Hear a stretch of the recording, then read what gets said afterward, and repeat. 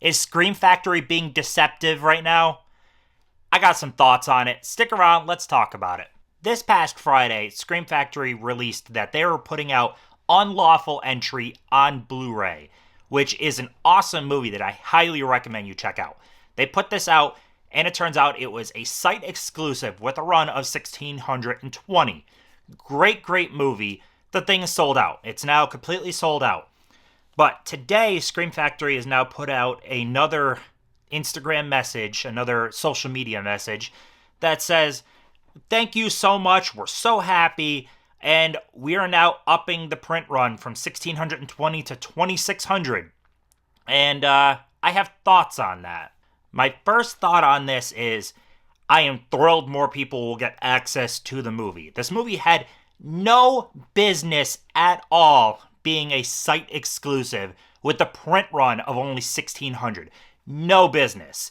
I don't know why they decided that. In fact, Scream Factory did a categorically awful job at deciding their market. I don't know if there was anything in the rights, but then also they upped the print run. So obviously there was more flexibility in that print run in the first place. So you kind of just throw that out the window. But you look at something like Breakdown. This came out from Paramount. This is a 1990s Kurt Russell movie that was stuck on DVD for over a decade. And we finally got it. And these things are limited. It's either 4,000 or 7,000 for Paramount Presents. This is sold out. This thing is out of print, gone, more expensive than it was at release because it's a great movie. People bought it. So how and why some people at Shout/Scream looked at Unlawful Entry, which is another 1990s Kurt Russell thriller, and were like, nah, that don't deserve a full release. That doesn't deserve a release that will pop up on, possibly show up at Walmart like some Scream Factories do. Show up on Amazon.com. Now, we don't want that. This is totally a site exclusive, just like that weird-ass Doctor Strange animated thingamabobber that popped up as an exclusive. Like, this movie is another tier above what a lot of the exclusives are. No idea why they decided it, but I am happy that more people will get access to it. What I am not happy about is the incredibly deceptive nature of how they handled this. So in the past, I don't know who remembers that Friday the 13th box set that got released. That thing was also announced, and hey, there's going to be 1,313 posters. They're limited. Buy this. And then people ended up buying it, selling the posters out, and then they upped the poster run to 7,000 because it sold well. So they went against their own numbers like right away. Well, this release now has sold out, and they're already like, shit, we could have made more money off this thing. So they upped the print run.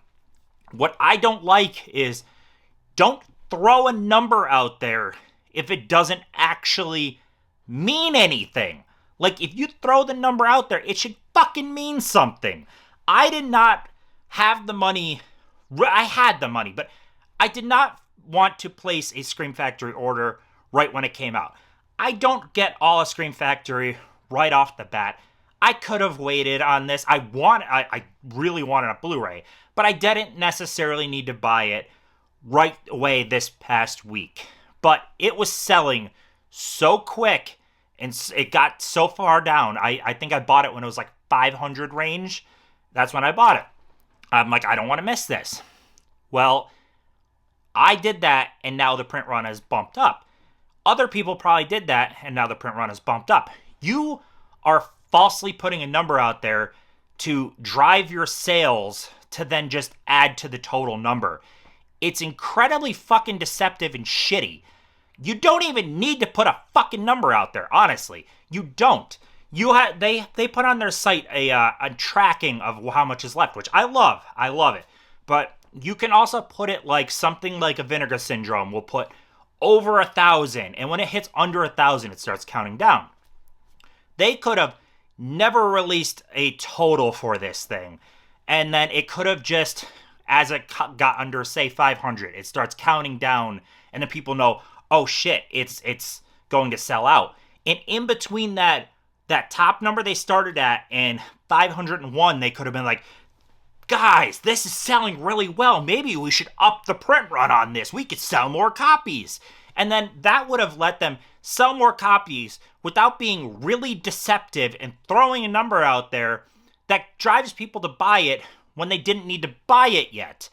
I have a big problem with deceptive nature for this stuff.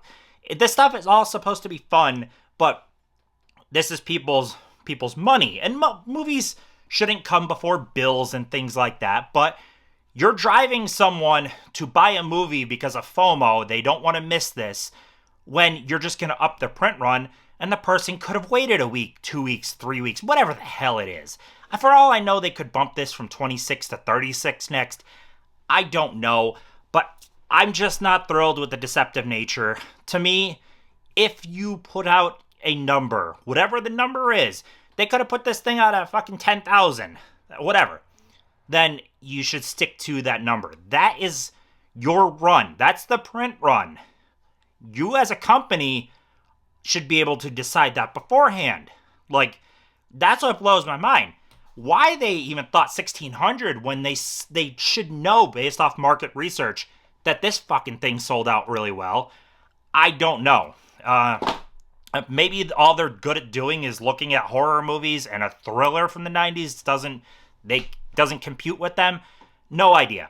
But I expect some people to not be thrilled with me because I'm kind of talking shit on Scream Factory, and I know how beloved Scream Factory is.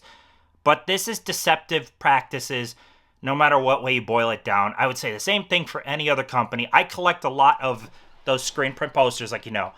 And those things, 99% of the time, the print run is never bumped. It has happened before, though, and people have flipped out because that is incredibly, incredibly deceptive. Whenever you put a number out there as your edition, that's it. If you're going to flex with it, then don't put an edition number out there. It's really that simple. You could have just kept it a vague, hey, we're releasing this, pre-order it now. If anyone knows any other instances for this stuff happening, let me know down below. I'm not claiming I know all instances of this happening all across the board with all different companies.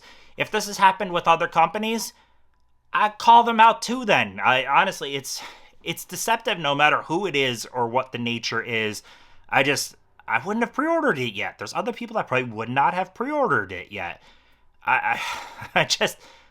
Their lack of understanding the market put them in a situation where they dictated, we're going to go against our own word to get more profits.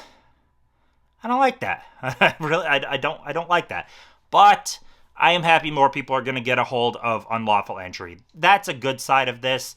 In the end, this is about movies. More people will get access to said movie. That's good. I'm happy about that. Like, I just don't think this should have ever been a site exclusive with that small of a run in the first place. I put this 100% on how bad they researched this. They had no idea on their market whatsoever. That's all. This should have honestly been a wider release. But even if there was something in the rights that this had to be a site exclusive, this should have been a higher run right from the get-go. This should have never been 1,600. And if they were going to flex with it, they should have never put a number out. But what is your thoughts? Let me know. Does this type of stuff bother you or not? Maybe I'm up on my high horse and you need to yell at me. I don't know. I just don't like when any company does anything in deceptive nature. Our wallets fund these companies. Without us, they don't exist. So don't be deceptive to us because that's shitty. But yeah, anyways, like, comment, subscribe, and I'll see you in the next one.